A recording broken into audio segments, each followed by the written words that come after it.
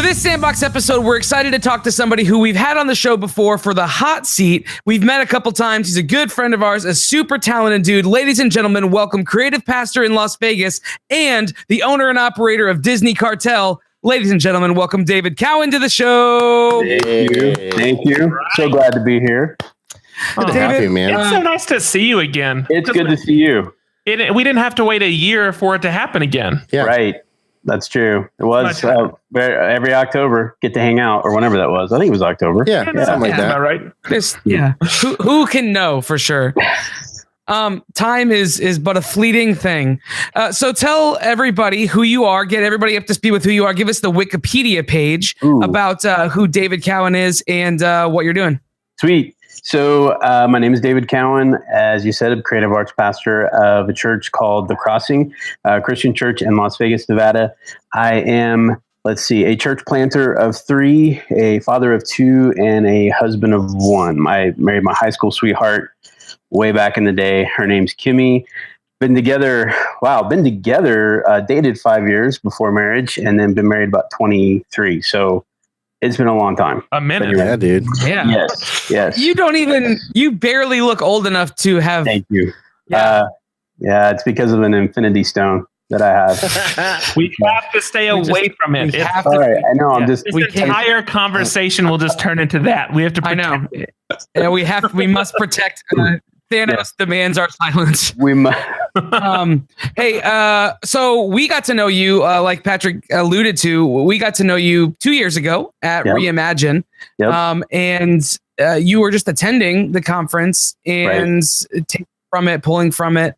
And then last year, we brought you back as the photographer because you are an incredible photographer. And I want to talk about several things about those trips while we're dialoguing. But first and foremost, I want you to tell people about your love of photography and how that bridged into your love of Disney.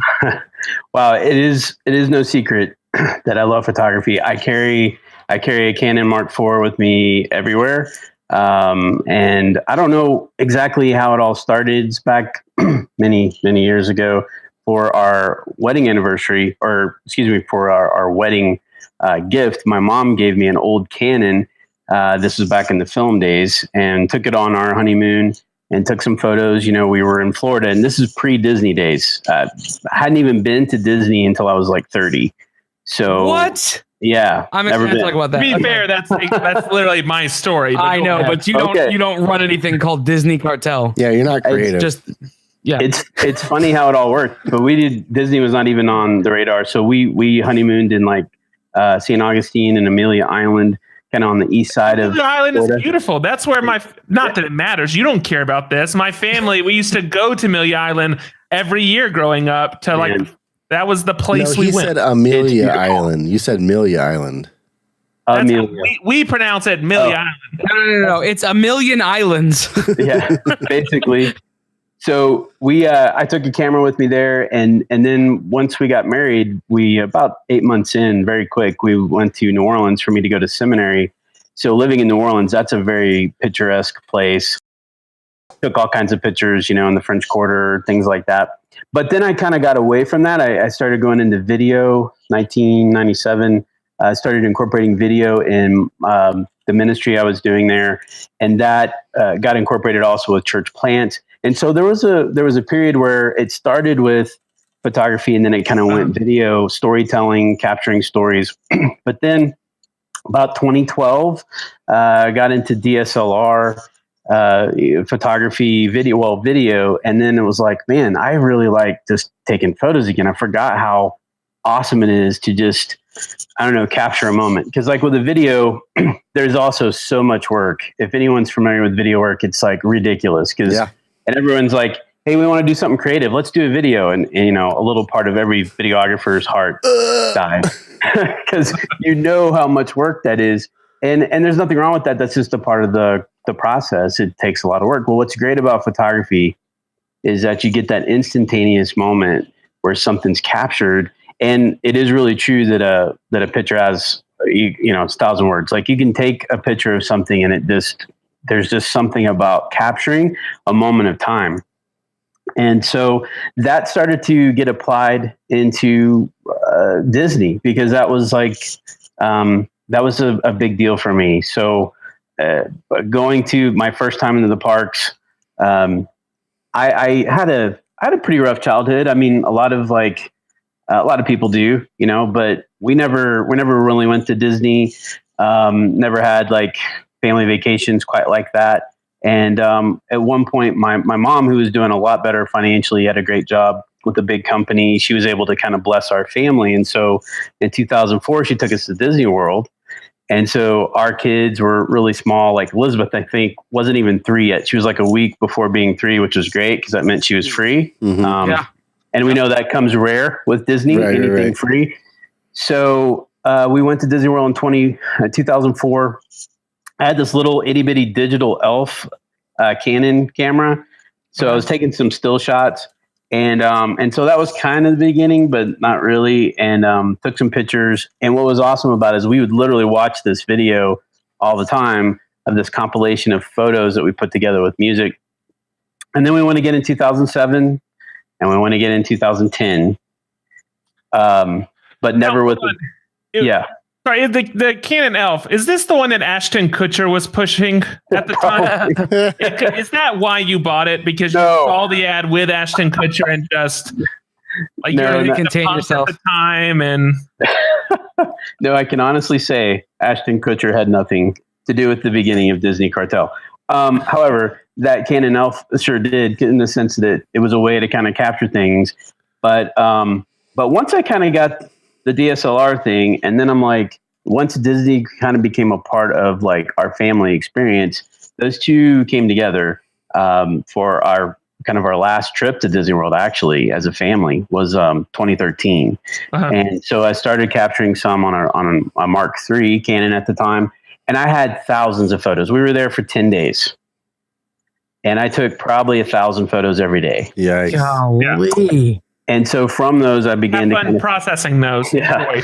And this was pre Lightroom for me, not knowing how to really organize photos.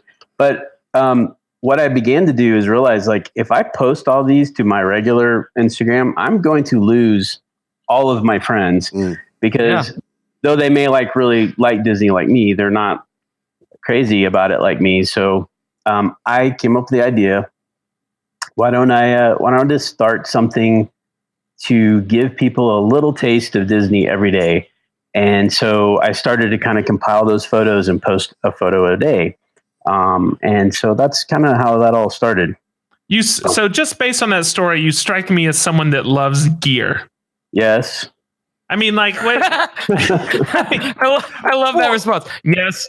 It just feels like everything, there's like that separation, like the gear nuts and the non-gear nuts. Like I play drums.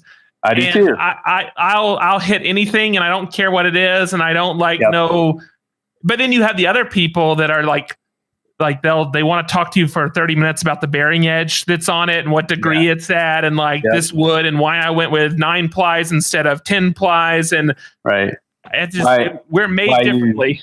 Why you use certain cymbals, certain drum heads. I'm a drummer as well. We could talk about that forever as well. I try not to, because I don't like the gear nut mentality. I don't know why that never got me. But what attracts you to, like? Do you just want to really deeply understand that? Like, is it just a learning bug that you have, or? I think it's more of just the tools, because it's not about the gear. Once you kind of get through that, it's really like, what tools can I use to capture these things, capture stories. So like for videos, in the church context, I use a Canon 1DX Mark II, shoots 60 frames a second, 4K. It's amazing footage for the money. It's incredible.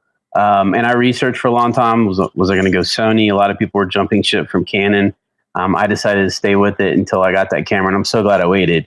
But when it comes to photography, it's kind of the same deal. It's the technology is getting to where, I love the Canon Mark IV because I can use the back screen and do touch focus, so I can frame the shot without even having to put my head up to the camera. Okay. I can frame it, tap it, boom, got it. It's great.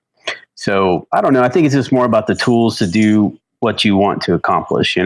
One thing that stands out to me, so tools aside, one thing that stands out to me is the idea of the photo versus the video. the thing I think I took away from it is that when you just have the one shot, you get to infer so much. Like you get to assign and like your mind gets to wander about all you become a part of the storytelling. Yes, you get to like fill in the gaps where the video is trying to do that for you to a degree. And I never considered in that light before, but I think that's a really cool thought. Yeah, it's kind of like a photo is kind of like the poetry of storytelling in the sense that poem could mean, or like a song, it can mean anything to anyone. You know, even the one who wrote it, the meaning can mean so many different things to so many people. When you're capturing a story on video, it can only really mean one thing. It's what you put it together to be. But that is one of the beauties of photography. So let me, before we jump into Disney stuff, or maybe a little bit heavier, you said something that intrigues me because I'm not a photographer. I don't even claim to be. I shoot stuff with my camera or my phone because I have it and I like to post things on Instagram, but I'm not good. Whatever. You're great. No, I'm really not good at photography. No, you don't have to flatter me. I know where I stand. But the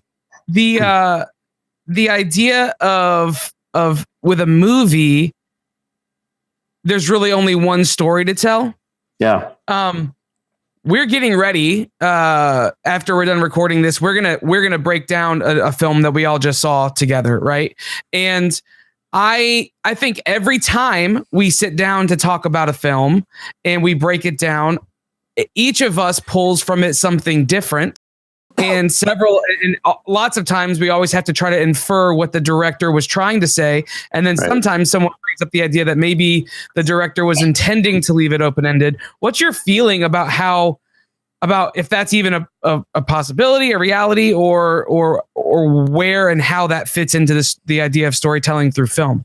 I think it does apply. Like what I said was kind of an overgeneralization, because meaning can come out in so many different ways.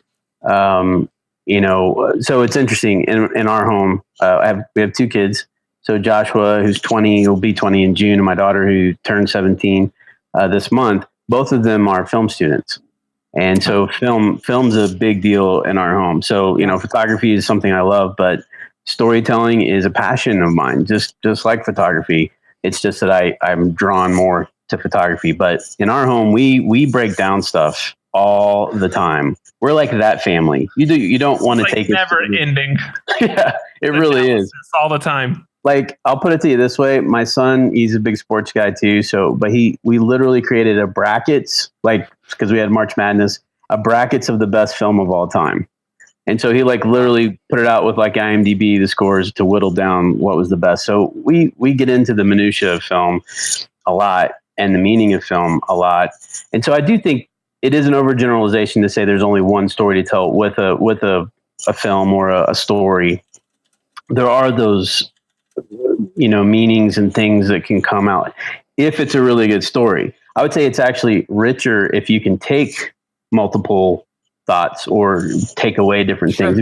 If you see a movie like that, that's greatness. If it's very, I don't know, so buttoned up, there's only one way to take it, it's probably a weak story. So do you think the idea of story is what has attracted you so deeply to Disney? Yeah, probably. Actually, I'm sure it is. It's more than that, but story has a huge part of that. So even though I hadn't been at the parks till I was in my 30s, obviously Disney stories had always impacted me, So, but I think there was something about the magic, if you will, of being able to step into that story. And I think that's where the parks just kind of take things, I hate this phrase, but takes things to a whole other level, because you're actually immersed into that story. And so taking things even further to the attractions that they do, that there's a story that goes into the attraction. I mean, that's just kind of next level stuff that a lot of theme parks never really quite got a hold of, or Disney had it instantly. So if you were to watch and this is very true for if you've been to DCA, Disney California Adventure, what they did with the Tower of Terror. So the Tower of Terror, people were freaking out that they were changing it, right. And I'm really glad that it's still in Walt Disney World. Hopefully, it will stay. But when they morphed it into a Guardians of the Galaxy ride, what was great about that actually is that the story continues through the ride, and that's not giving it away. When you do Tower of Terror, they would do the setup, they would tell you the story, and then they'd jerk you around and you get sick. You either loved it or hated it, and then you go off the ride and you're like, wow, that was cool. What's great about the new interpretation or the new ride is that the story continues through the ride, and I think that's what makes that genius, and that's what Disney does really well, So when you're coming into when you're going into the parks, right? So whether you're going as a family or you're going as an individual, right? What is it that so we should say so Disney Cartel, we should maybe start with what is Disney Cartel, right? Right. So Disney Cartel is an Instagram account that I started. And basically my tagline is for the addictive side of Disney. I want to make sure that, those of us that are addicted to it, it's the idea that I'm kind of like a cartel dishing out some Disney goodness for people. That's kind of the first concept. Taste is free. Yes, but after that, no. But it's crazy because it's kind of turned into a phenomenon of phenomenon. It's big. That's a ridiculous word, but I have attracted a call huge yourself following. A phenomenon. We're not going to call you out, so you're welcome to. Well, it's funny though. There's some guys in the community like Disney Nuts. That guy, I look forward to meeting that guy. I think he has like 177,000 followers, something like that. There's a few others in the community that are far beyond me as far as like followership. But I think what I've tried to do that's a little different is I really try to engage with the people. So to me, it really is a community. And so like I really do. So some guys will follow, or they'll have 30,000 like me, and they'll only follow like 100 people. And to me, that's and I see this in ministry too, since I'm a minister. That stuff drives me batty. It's like, dude, like if there really should be a community of communities, it's the church. And so I really try to apply that same kind of mentality of the church when it comes to Disney Cartel, that all are welcome. And so unfortunately with, Instagram, you can only follow like 7,500 people. And at some point they cap it off. What I do is, folks that disengage or have never liked a post or have never really engaged like with a comment, I will eventually unfollow them, but it takes like 6 months. I give people, an opportunity. And if anyone unfollows, I will unfollow just so I can create more space for people who really want to engage. So that's kind of my process with that. And so right now I'm following like 7,000 people. And anytime I go to the parks, I try to engage people. I'd love to get photos with them because I want my platform or whatever, God has blessed me with Disney Cartel. I want to be a platform for other people as well. And so that's what I try to do with the account. So, but ultimately, it's a celebration of Disney. Yeah. Yes, it is. Absolutely. So it brings us together. Yeah, man. So when you're going into the park and when you're going on a trip for Cartel to get pictures, do you have a story like that you're trying to tell, and does that dictate the pictures you're taking, or are you just looking for those moments and then weaving a story after? Yeah, what I'll do, I wish I could. I mean, that might take it to the next level. It's a good idea of just going in there to capture a story. But so far, it's been like just going to get the best photos I can, meet anybody in the community I can, and then what I try to do is engage people with questions. So I'll, ask people like today to pull it out. But I think it was, what do you feel like when you walk through a Disney castle? What are the feelings that you're feeling? So that's another thing I try to do is just help people to kind of be there, even if they can't be, with a photo, to get them thinking about the emotions of it, because each person has their own story with that. Sure. And that's where those feelings come from. So, man, I look at, we talked about this. If you're a longtime listener of the show 2 years ago, if you're newer to the show, I'll kind of do a quick recap. We interviewed you at Reimagine the first year.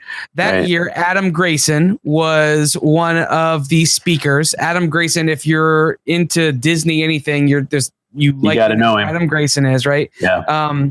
He has a very unique style. He did a lot of work, freelance work with Disney for a long time.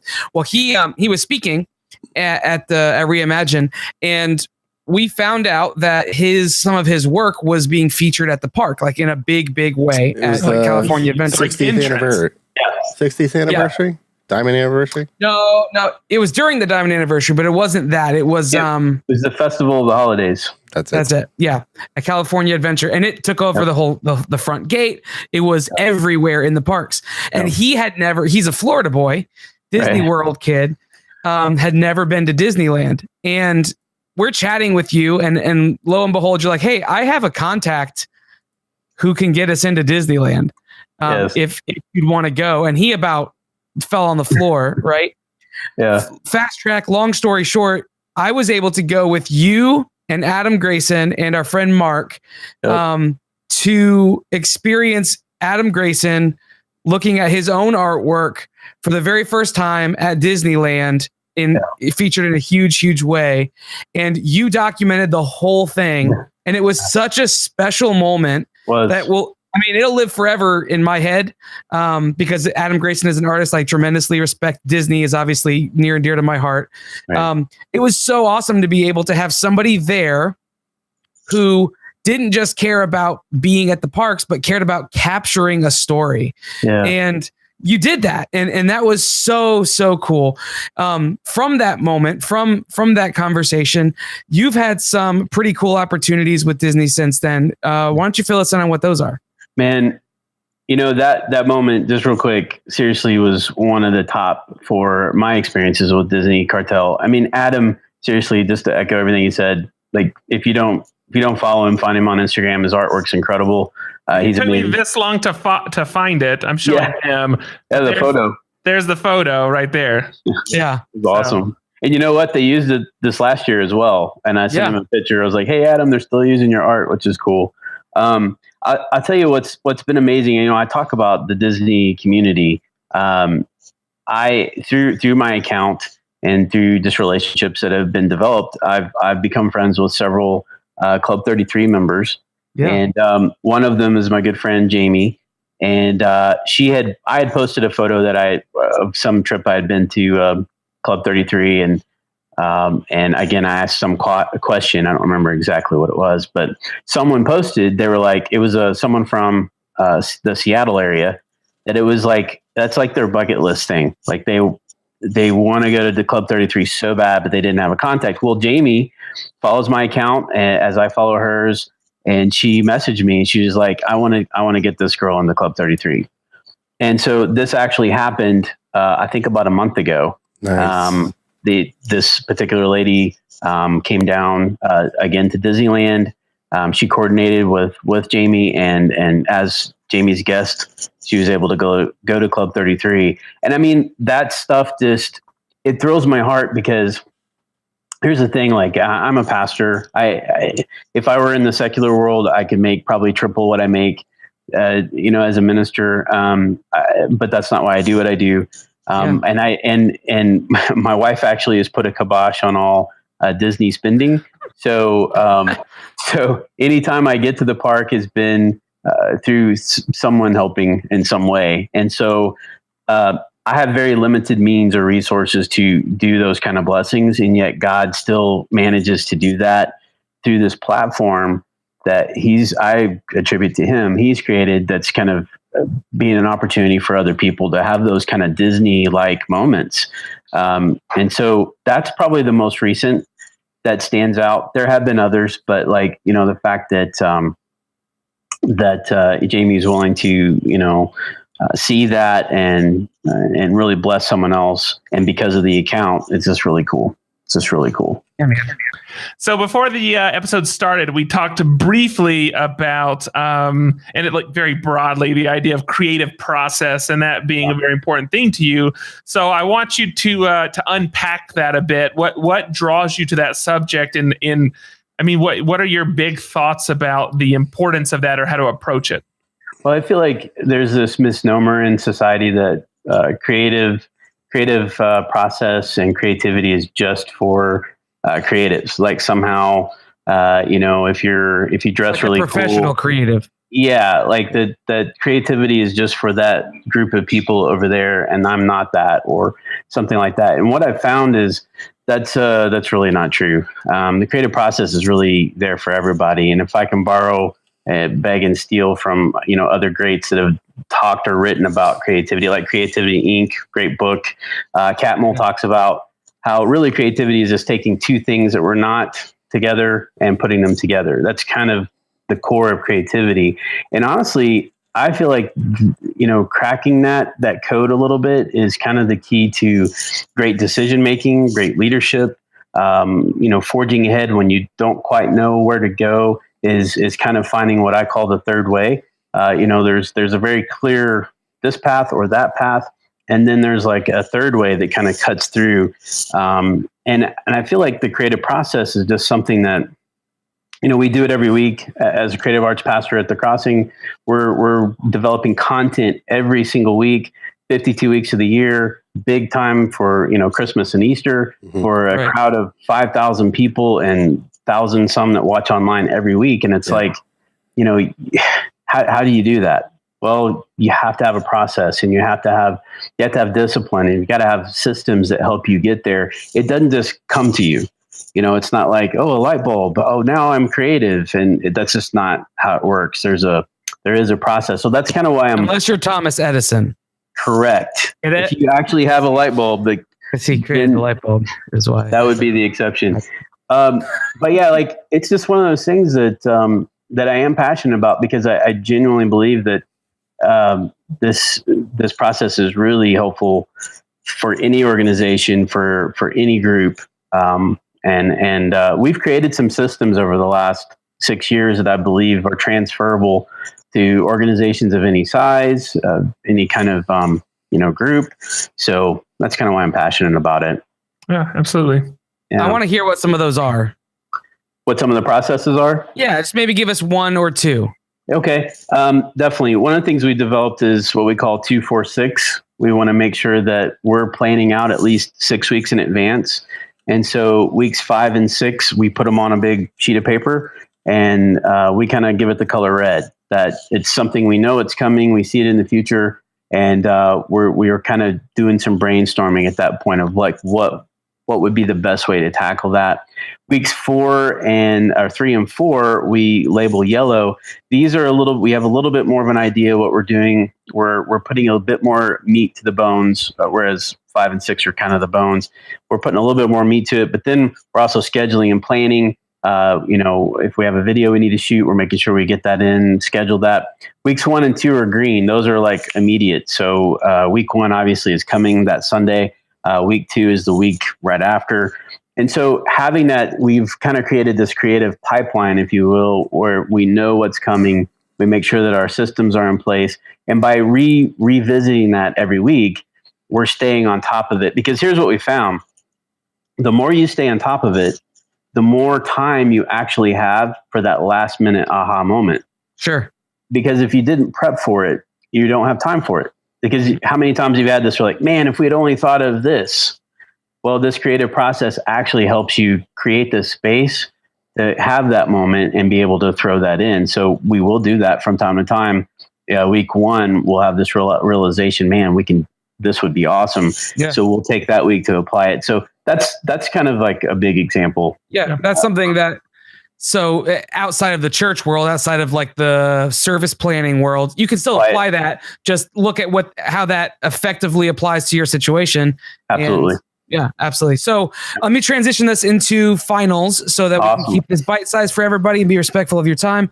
I want to talk about a project that you did. You like we said, you take photos and you take tons of photos of Disney and you're posting them all the time. Yeah. Somebody reached out to you and asked your permission to do a couple of really cool things.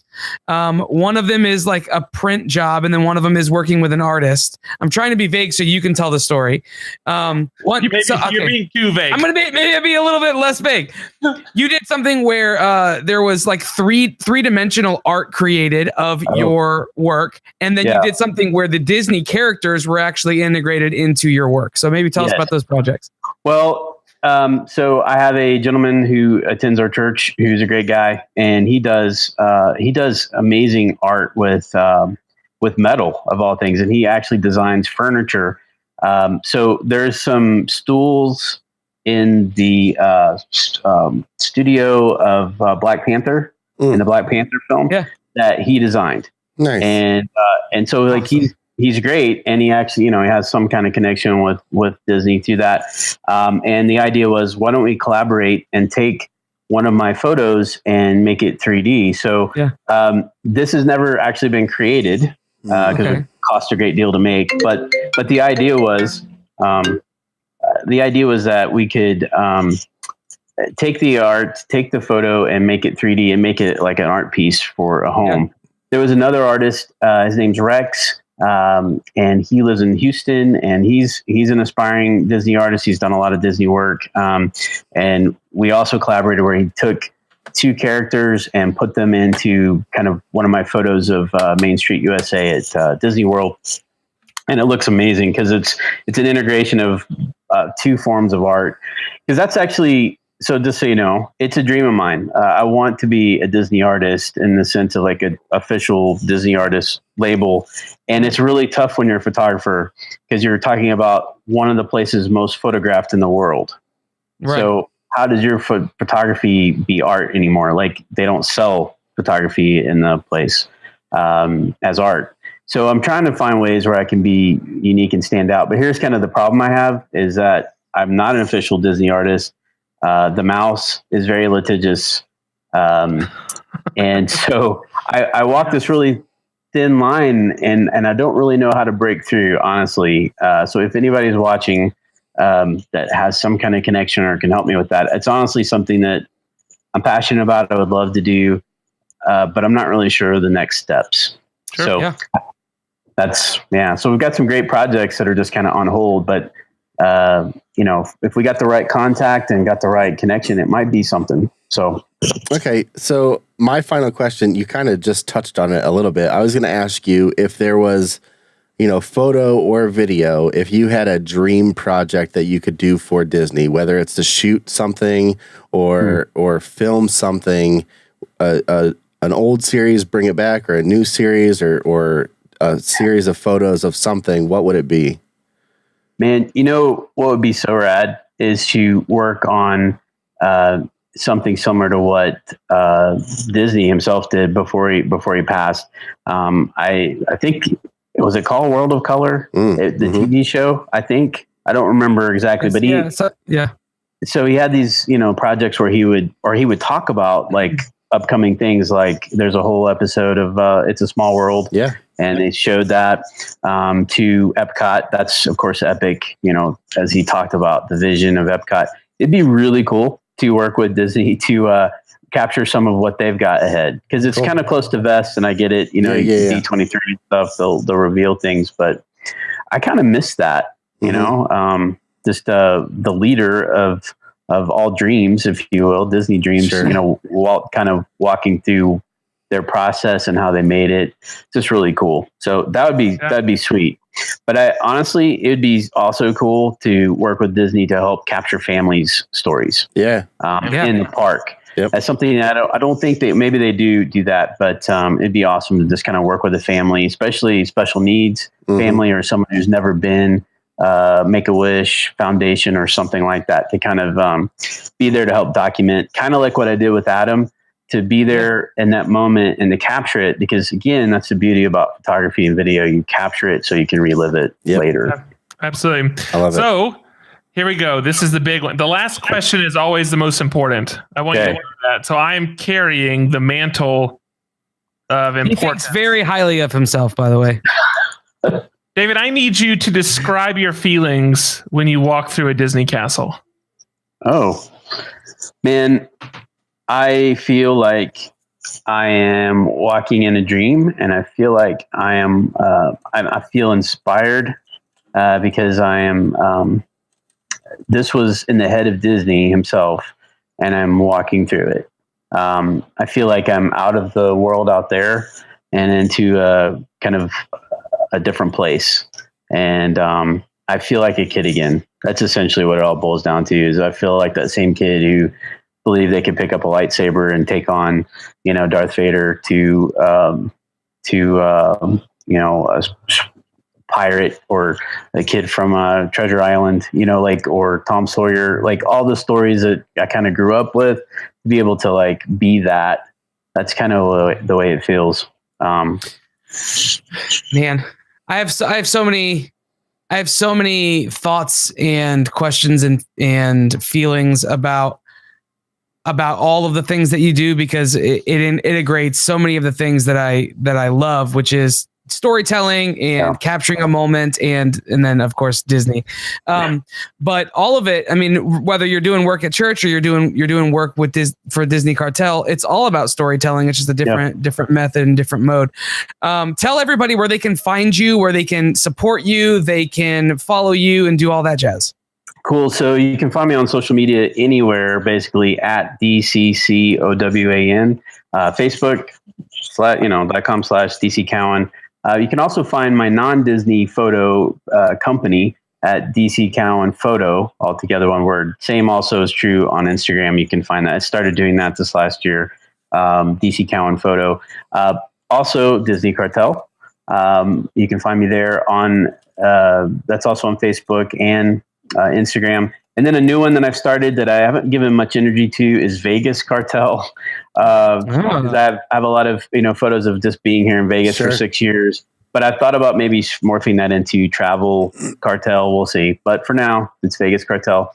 Those are the places you can find me anytime. So okay, so wait a minute. Before we head out of here, before we have you draw tokens, there was a story that we didn't get to, and when you just said Vegas, it reminded me. Okay. Oh yes, Luke, you had a question that you asked before we started. I mean, we've been friends for a couple years now, and I follow you on Instagram, and you posted, I think it was on your personal, about something that happened. I think maybe for Easter, you guys had I don't know what it was. There was some guy on a turning wheel thing.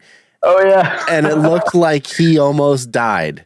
He almost biffed it. Talk about that story. Okay, so it actually didn't happen in Vegas. That was Catalyst West conference. Yep. So that was at Mariners Church. Mm-hmm. They were like, we were at the break. They're like, hey, we have this thing at the break that's so big that we can't do it in here. So all of us are going to have to go outside. So like, I don't know, it's 3,000 people plus. Yeah. So we all go outside. There's this big, open grass area.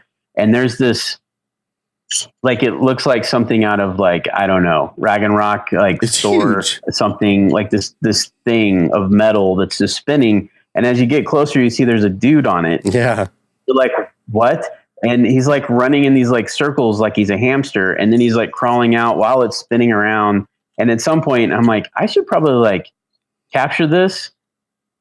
And that's what I do. So I pull out my phone and I put it on slow-mo, because I'm like, maybe he'll do something cool. Well, what I caught was the guy almost dying. Glad he didn't, because that footage was really creepy. But he like literally, he was doing jump rope on this wheel that was spinning like this, and he tripped on his rope and almost like literally like lost his life. It's one of the scariest things I've ever watched. Just because like the way it was cut, it was just like, what the heck?